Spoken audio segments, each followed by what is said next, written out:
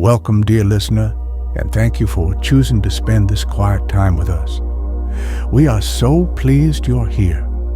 Settle in, make yourself comfortable, and allow the gentle narrative of Petrichor woven into Looming Stone to guide you towards tranquility. If you find comfort and peace in our stories, we warmly invite you to like this video and subscribe to our channel for more soothing journeys.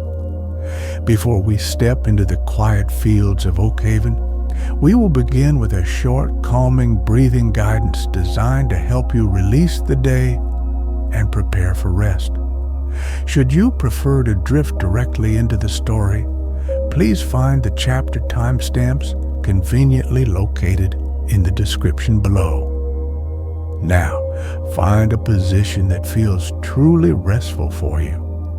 Allow your body to feel heavy and supported, perhaps noticing the gentle pressure where you rest against your pillows or mattress.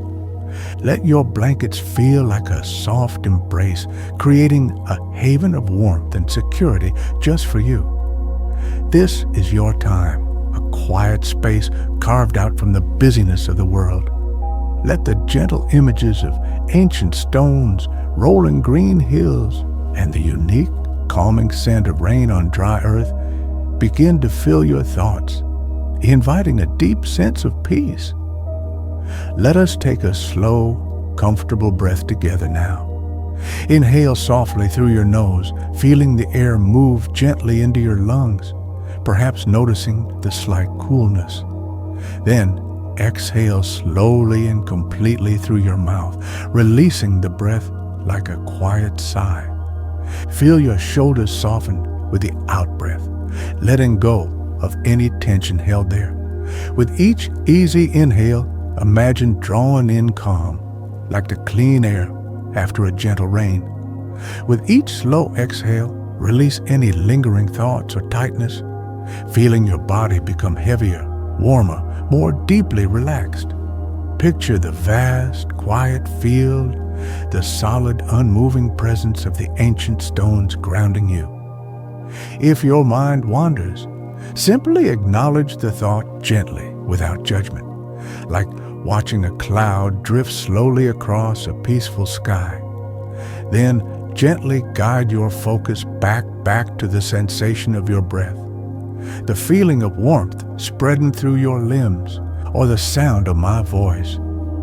There is nothing else you need to do right now but rest, listen, and allow. Feel the steady, ancient rhythm of the earth beneath the stones, a slow pulse of deep time. Let this quiet rhythm carry away any lingering concerns, leaving only stillness and ease. Allow yourself to become attuned to this deep calm. As you listen, let the story envelop you, the scent of petrichor and the sight of lichen-patterned stone guiding you towards serene and restorative sleep.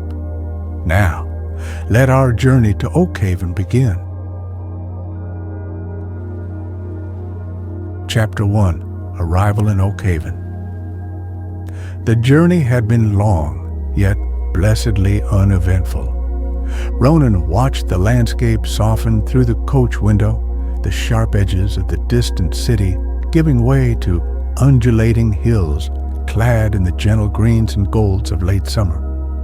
Each mile traveled felt like unwinding a tightly coiled spring within his chest, a slow, deliberate release he hadn't realized he so desperately needed. The rhythmic clatter of the wheels on the packed earth road was a lulling sound, a steady beat against the backdrop of chirping crickets, and the occasional sigh of the wind through roadside grasses. He felt his eyelids grow heavy, not with exhaustion, but with a profound sense of easing into quietude. As the sun began its slow descent, painting the vast open sky in washes of soft lavender, gentle rose, and the palest apricot, the coach slowed, turning onto an even less traveled track. Dust motes danced in the golden beams, slanting through the trees that now lined the way, their leaves rustling with a soft, papery sound. The air grew cooler, carrying the faintest hint of damp earth and something else, something clean and grounding, like the smell after a summer shower, though the skies were clear and dry. Ronan inhaled deeply, the scent settling something deep within him, a quiet anchor in the gentle drift of the evening. The coach finally rolled to a gentle stop beside a small cluster of cottages, their thatched roofs glowing warmly in the twilight. This was Oakhaven. It was less village and more a peaceful scattering of homes nestled comfortably into the landscape. Smoke curled lazily from a few chimneys, carrying the comforting scent of wood smoke and perhaps faintly baking bread. There were no sharp lines here, no jarring sounds, only the soft textures of aged wood, climbing roses, and the embracing quiet of the countryside settling in for the night. Ronan stepped down from the coach, his boots sinking slightly into the soft earth.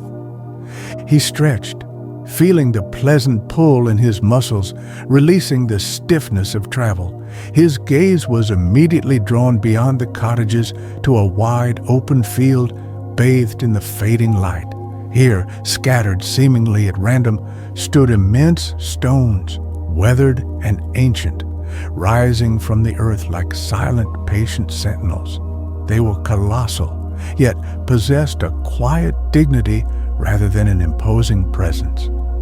Their surfaces, bathed in the soft, diffused glow of dusk, seemed to hold intricate maps of time, etched in lichen patterns of pale green, gray, and creamy white.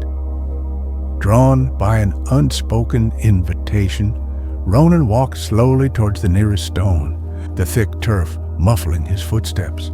The air around the stones felt different, cooler, stiller, and thick, with that curious, persistent scent of petrichor, the smell of rain on dry earth. He reached out a hesitant hand, his fingers brushing against the surface. It was cool to the touch, surprisingly smooth in places, despite the eons of weather it must have endured. Running his palm over gentle curves and depressions, he felt a profound sense of solidity, of deep-rooted permanence that resonated through his hand and up his arm. He stood there for a long moment as the last colors faded from the sky and the first faint pinpricks of starlight began to appear overhead. The silence wasn't empty. It was filled with the soft breathing of the earth, the rustle of unseen creatures settling in the grass, and the almost imperceptible hum emanating from the ancient stone beside him. He felt the tension that had been his constant companion for so long begin to loosen its grip, like letting go of a heavy weight he hadn't consciously known he was carrying. A gentle voice startled him slightly, though it held no sharpness. "Welcome to Oakhaven. You must be Ronan." An older woman with kind eyes and hair the color of spun moonlight stood nearby, holding a small lantern that cast a warm, gentle pool of light around her feet. She smiled, a soft expression that reached her eyes. "I am Maeve. Your cottage is ready. Come, let me show you the way. The stones will still be here tomorrow." Her voice was low and soothing, like the murmur of a gentle brook. Ronan nodded, offering a quiet smile in return. He followed Maeve towards a small, welcoming cottage, the lantern light bobbing gently ahead. Inside, a fire was laid in the hearth, needing only a touch to bring it to life. The air smelled faintly of dried herbs and beeswax polish. Simple, comfortable furnishings invited rest. He felt a wave of gratitude wash over him for the quiet journey, the peaceful arrival, the gentle welcome, and the promise of stillness held within the looming stones in the darkening field outside. He felt, perhaps for the first time in a long while, truly at ease. Chapter 2, The Whispering Stones. The following morning dawned soft and pearly, the light filtering gently through the small window pane of Ronan's cottage. He woke slowly, feeling unusually rested, the lingering weariness replaced by a quiet curiosity. After a simple breakfast of warm oat porridge and honey, the scent mingling pleasantly with the lingering wood smoke from the hearth, he felt drawn once more to the field of standing stones. The air outside was cool and fresh, carrying that same intriguing, grounding scent of damp earth, though the grass was dry beneath his worn leather boots. It was a fragrance that seemed to seep into his very being, calming the subtle currents of unease he hadn't realized still flowed within him. He wandered among the great stones, taller now in the full light of day, their surfaces a complex tapestry of gray-blue rock and intricate living maps of lichen. Sunlight slanted across the field, warming the eastern faces of the stones while leaving the western sides cool and shadowed. He noticed the subtle variations in their shapes, some broad and steadfast, others slender and weathered thin by wind and time. He ran his hand over one, feeling the surprising smoothness where countless seasons had polished the surface, contrasting with the rougher, textured feel of the lichen colonies. There was an immense, profound silence here, broken only by the distant bleating of sheep and the soft sigh of a gentle breeze rustling the long grasses around the stone's bases. It was near the largest stone, a magnificent monolith that seemed to anchor the entire field, that he found Maeve again. She knelt on a small woven mat, carefully clearing away fallen leaves and stray pebbles from the earth around the stone's base. Her movements were slow, deliberate, imbued with a quiet reverence. She looked up as he approached, her smile as gentle as the morning light. "Good morning, Ronan. Drawn to the stones, are you? They have a way of calling to those who need their quiet company." Her voice was like the soft murmur of water over smooth pebbles, instantly soothing. Ronan returned the smile, feeling a comfortable ease in her presence. "Good morning, Maeve. They are remarkable. And the air here," he paused, searching for the right word. "It smells like rain even now." Maeve chuckled softly, a warm, comforting sound. "Ah, yes. That is the stone's gift to Oakhaven. They're deep listeners, these old ones. When the rains come, they drink deeply, not just of the water, but of the very scent the earth releases, the petrichor, as some call it. They hold it within their ancient heartwood, deep inside the stone itself." She gestured towards the great stone beside her, her hand hovering just above its surface as if feeling an invisible warmth. And then, slowly, patiently, during the dry days, they breathe it back out again. A gentle reminder of renewal, a quiet balm for the spirit. She explained it simply, as one might describe the turning of the seasons, a natural wonder accepted and cherished.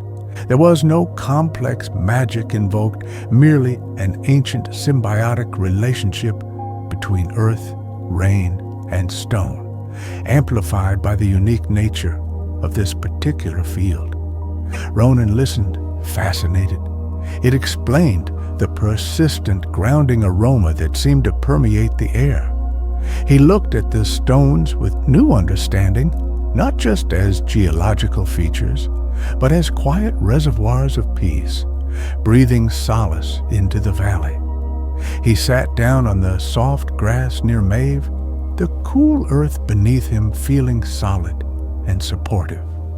He watched her continue her gentle tending, her hands moving with practiced care, occasionally murmuring soft words to the stone, words too low for him to catch, but clearly full of affection and respect. He closed his eyes for a moment, focusing only on the sensations around him, the coolness of the air on his face, the soft texture of the grass beneath his hands, the distant sound of sheep, and overarching everything, that gentle, pervasive scent of petrichor. He felt the subtle resonance Maeve had spoken of, not as a sound, but as a feeling, a deep, underlying stillness that seemed to emanate from the stones themselves, quieting the restless chatter in his own mind. It was like sinking into a pool of cool, calm water, the gentle pressure easing away tension. He spent a long while there, simply sitting, observing, breathing in the unique atmosphere of the field. Maeve worked quietly nearby, her presence a comforting anchor. He noticed how the sunlight shifted, warming the patch of ground where he sat, a gentle heat seeping into his clothes, bringing a pleasant feeling of weight and relaxation to his limbs. The stones stood silent, patient, offering their quiet strength, their ancient peace, and their subtle earth-scented breath to anyone willing to simply be still and receive it. A profound sense of ease settled over him, deeper than any rest he had known for a long time. Chapter 3. Learning the Rhythms. In the days that followed, Ronan found himself spending more and more time in the stone field, often in the quiet company of Maeve. She began to gently guide him in the simple rituals of tending the stones, showing him not with commands, but with quiet demonstration and soft encouragement. He learned how to use soft, well-worn cloths to polish the smoother sections of the rock, removing dust and revealing the subtle patterns beneath. The motion was slow, rhythmic, almost meditative, his hand moving in gentle circles, feeling the cool ancient surface beneath the fabric. It wasn't a chore, but a way of connecting, of offering quiet attention. He learned to clear the encroaching weeds and brambles from the base of each stone, not pulling aggressively, but easing them gently from the soil, ensuring the stones had space to breathe. Maeve showed him how to check for loose pebbles that might trip unwary feet, placing them carefully aside or using them to create small, neat borders. These tasks were simple, grounding, requiring presence and gentle focus. His hands, often idle before, now found purpose in these quiet acts of care, feeling the textures of earth, leaf, and stone, connecting him directly to the slow rhythms of the place. Maeve also taught him to simply sit and observe, to notice the subtle shifts in the atmosphere around the stones. He began to discern the nuances in the petrichor scent she had described. After a particularly damp night, even without rain, the aroma would be richer, deeper, clinging more heavily to the cool morning air. On a warm, breezy afternoon, it would lighten, becoming a fainter, almost ethereal whisper carried on the wind.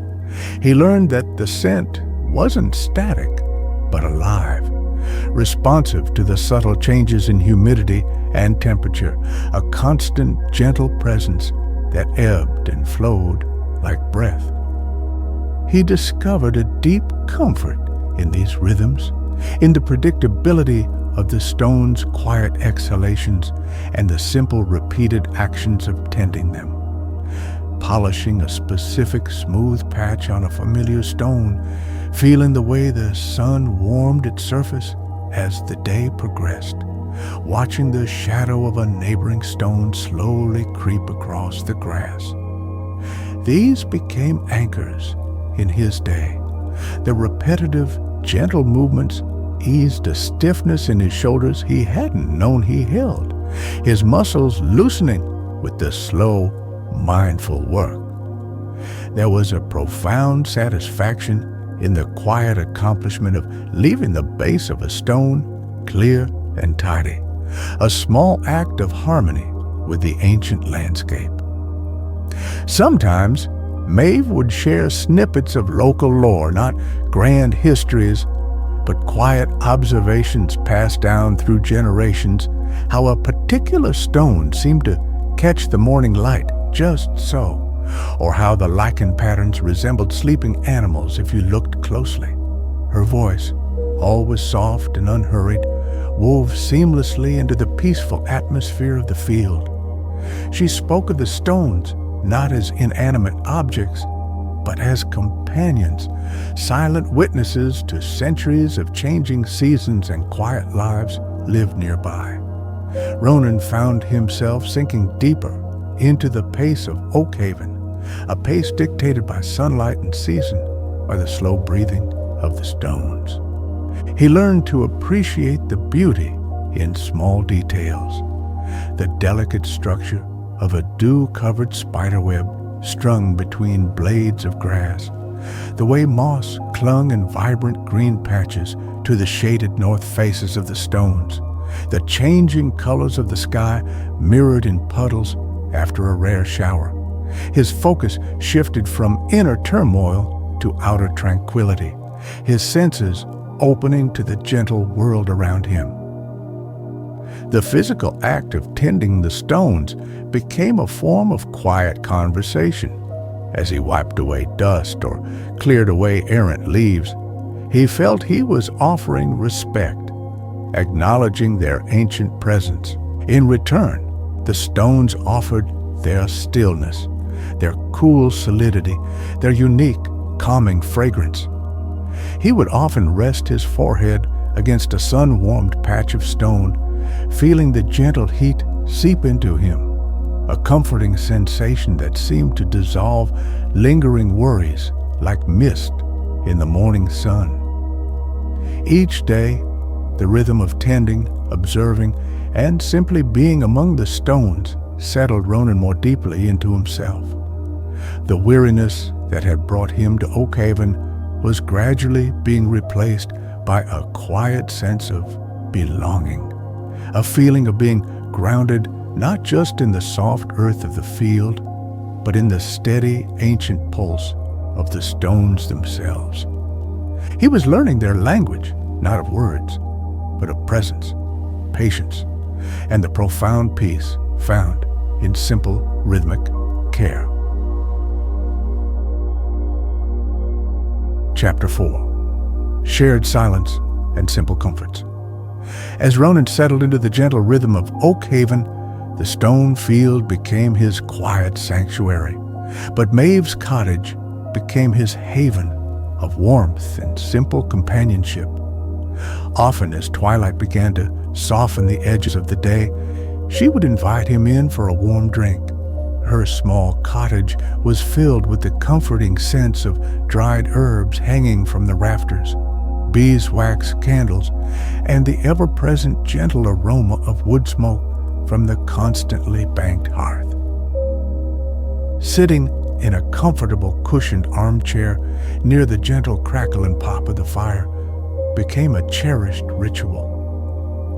Maeve would brew infusions from herbs gathered in the surrounding hills, chamomile, lemon balm, mint, their subtle fragrances filling the cozy space as the hot water steeped in earthenware mugs. They would sip the warm liquid slowly, the heat spreading a pleasant, heavy warmth through Ronan's chest and limbs, encouraging a deeper sense of relaxation. Often, they sat in comfortable silence, simply watching the dancing flames. The only sounds, the gentle murmur of the fire and the occasional soft sigh of the wind outside the thick cottage walls. This shared quiet was never awkward. It felt full, companionable, a testament to the easy understanding that had grown between them. Sometimes Maeve would share simple food, a thick slice of crusty bread baked that morning, spread with sweet butter, or a bowl of warm, hearty vegetable soup. The flavors were uncomplicated, wholesome, and deeply satisfying.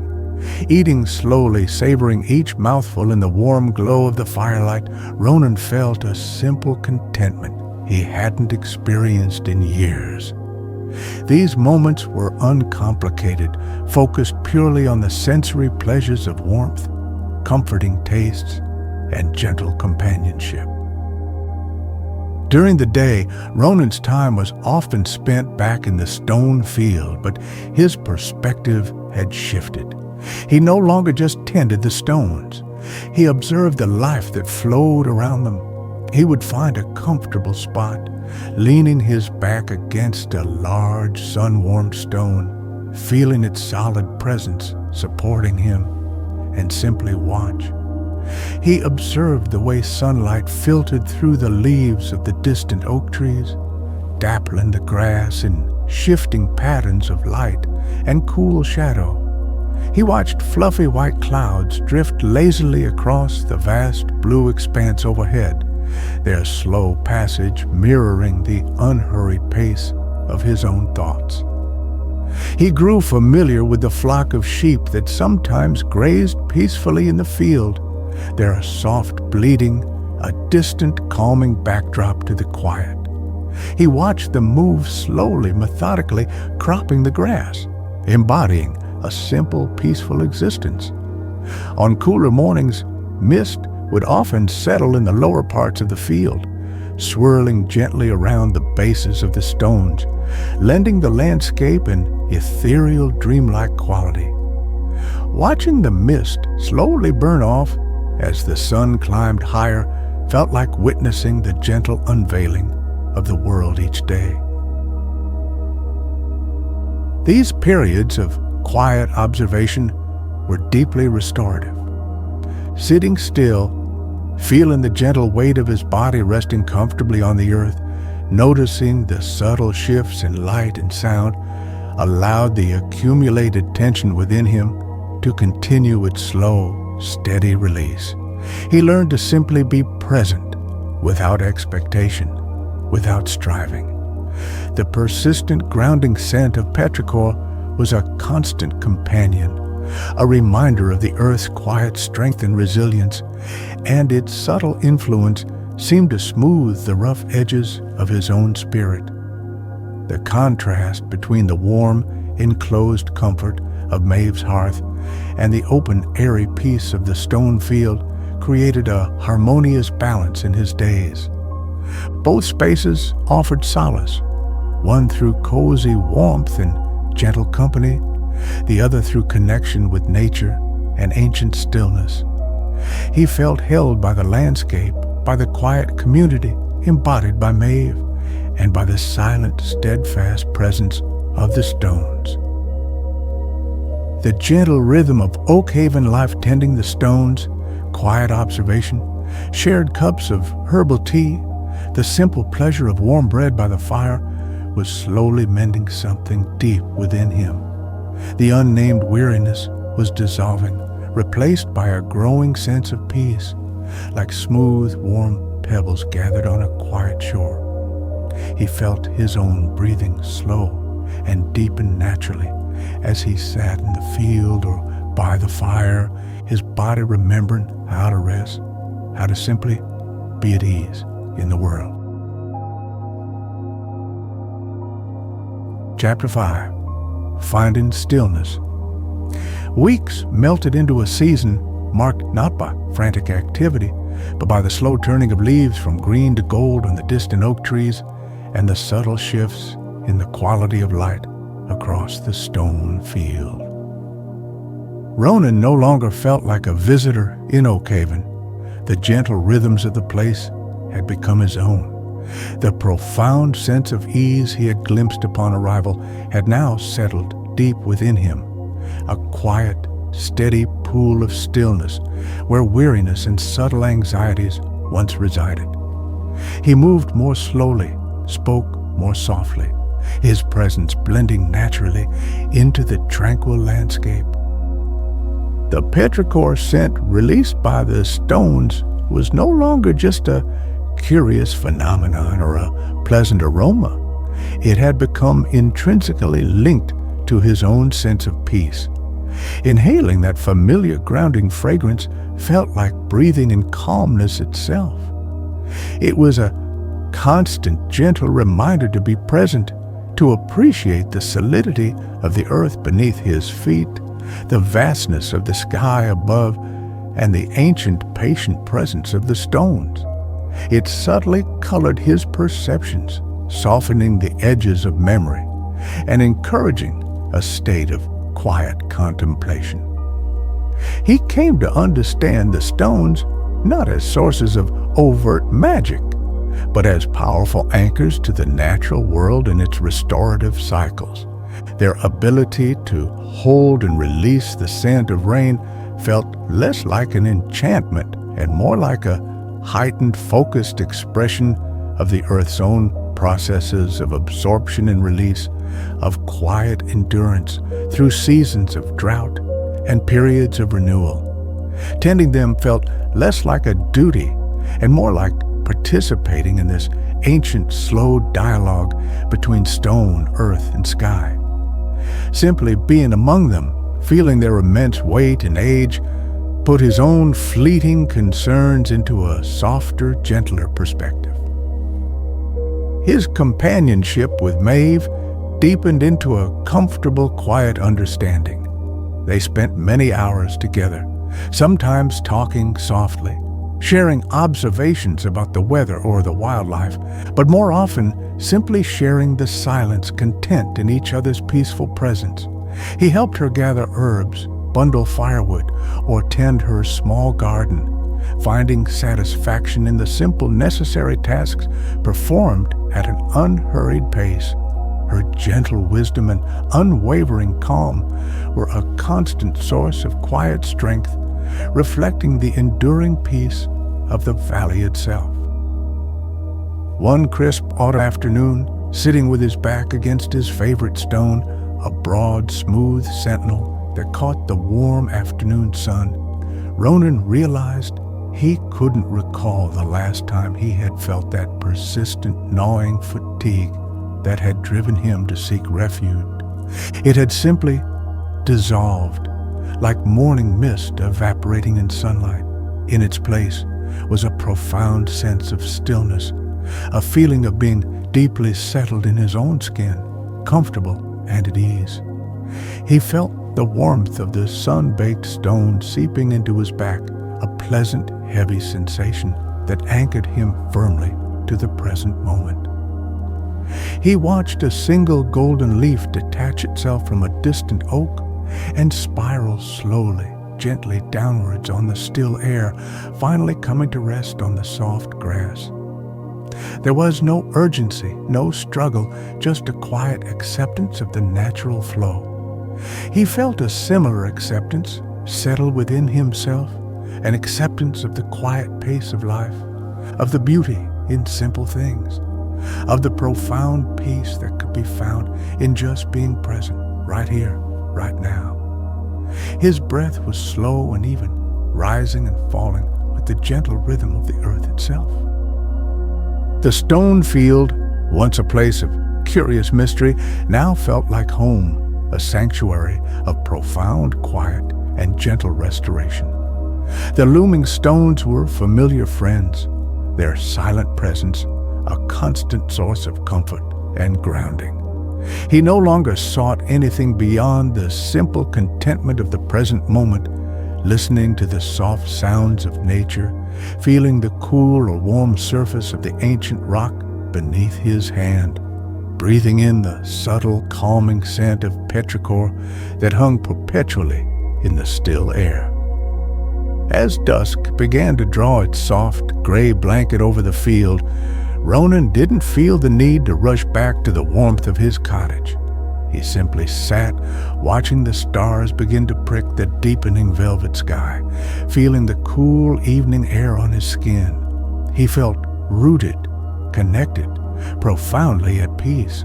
The stillness he had sought was not an absence of something, but a presence, the quiet, enduring presence of the stones, the earth, the sky, and the deep, settled calm within his own heart. He had found his stillness not by searching frantically, but by simply allowing himself to rest among the ancient whispering stones of Oakhaven.